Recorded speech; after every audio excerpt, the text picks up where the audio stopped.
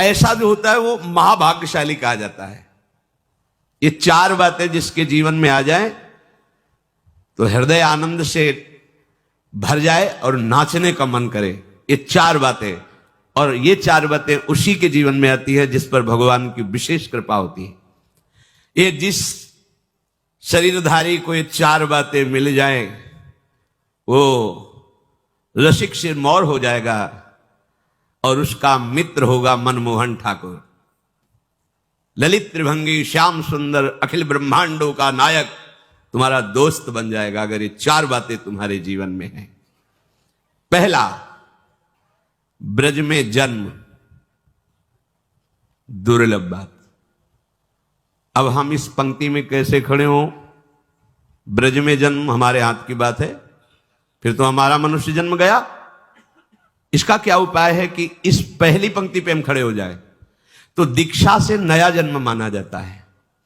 यदि वृंदावन रस का चिंतन करने वाले रसिक शिरोमणि सदगुरुदेव का आश्रय लिया जाए तो आपका ब्रज में जन्म माना जाएगा, क्योंकि आपका नया जन्म हुआ है। ये शास्त्र सम्मत बात है कि दीक्षा एक नया जन्म होता है। जो दीक्षा देने वाला है वो हमारा असली माता पिता है। क्योंकि आप कहोगे नकली भी होते हैं, हाँ हाँ, ये नकली है शरीर, ये टिकाऊ नहीं है। 50 वर्ष, 80 वर्ष, 100 वर्ष। लेकिन गुरुजी ने जो जन्म दिया है वो दिव्य चिदानंद भाव देह की प्राप्ति का है, और वो अनंत काल तक प्रियालाल के समीप रहेगा। जो मंत्र मिलता है, जो नाम मिलता है, वो प्रभु मिल गए। अभी आप समझ नहीं पा रहे।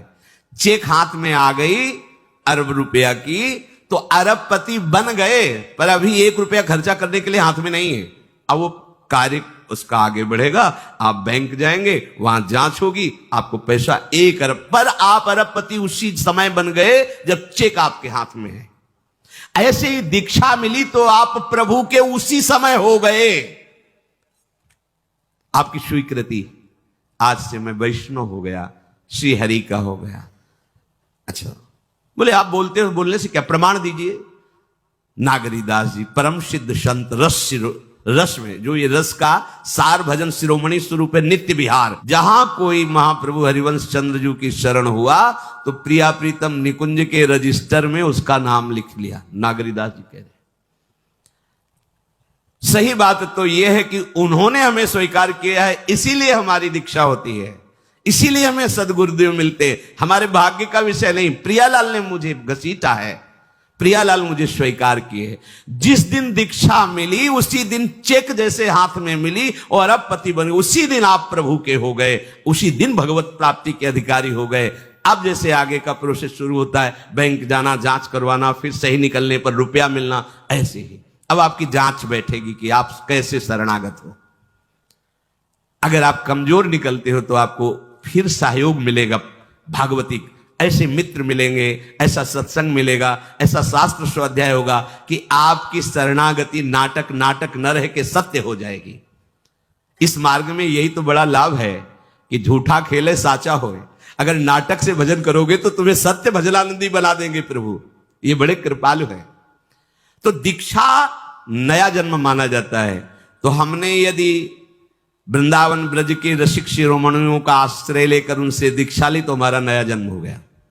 शरीर का जन्म और दीक्षा का जन्म, इनमें दीक्षा का जन्म विशेष महत्वपूर्ण माना जाता है। तो एक शरीर का जन्म हुआ ब्रज में और एक हुआ दीक्षा का जन्म।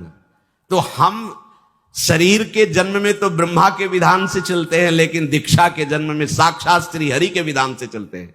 हरि ने मुझे जन्म दे दिया, अब हम पक्के ब्रजवासी हुए, क्योंकि हमारा जन्म हो गया। क्या? दीक्षा जन्म। इसे कोई नहीं काट सकता त्रिभुवन में, यह सिद्धांत है। अच्छा, ब्रज में सुअर, कुत्ता, कीट, पतंग के रूप में जन्मे, अहोभाग्य, महापुरुषों ने मांगा है। पर कह रहे दूजो मानुष तन, और कई मनुष्य शरीर से, तो हम कथा कह सकते हैं, सुन सकते हैं, नाम कीर्तन कर सकते हैं, नृत्य कर सकते हैं, प्रभु के लिए चीख चीख कर पुकार सकते हैं, और हम प्रभु की सेवा कर सकते हैं।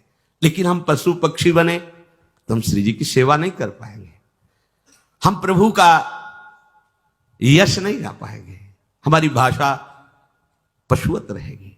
वो दिव्य निकुंज की बात अलग है। देखो ना यहां पशु पक्षी सब सौभाग्यशाली, तब कैसा जीवन है।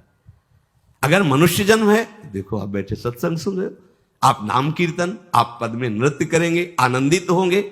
मनुष्य जन्म और ब्रज में जन्म, मनुष्य जन्म ब्रज में जन्म, जन्म का मतलब आप निराश नहीं होंगे, ये सिद्धांत मान लीजिए। दीक्षा एक नया जन्म, तो हम भी ब्रजवासी। हरिराम व्यास जी कह रहे ना, हे हरि हम कब हुई हैं ब्रजवासी। तो हरिवंश महाप्रभु की शिष्यता स्वीकार की, अखंड वृंदावन वास आजीवन हरिराम व्यास जी ने किया। क्योंकि मनुष्य शरीर में विद्या और ज्ञान का प्रकाश होता है, अन्य जीवों के शरीरों में नहीं। इसलिए मनुष्य जन्म और ब्रज में जन्म। और इसके बाद तीसरी बात कह रहे हैं, हरि मिलन की लालसा, भगवत प्राप्ति का उद्देश्य। ये जो चार बातें बता रहे बड़ी दुर्लभ है।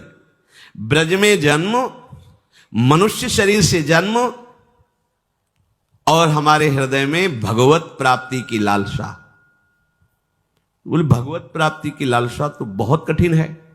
तो अब चौथी बात कर रहे हैं, जो कृपा से कहीं सत्संग मिल जाए तो ये लालसा जागृत हो जाएगी भगवत प्राप्ति की।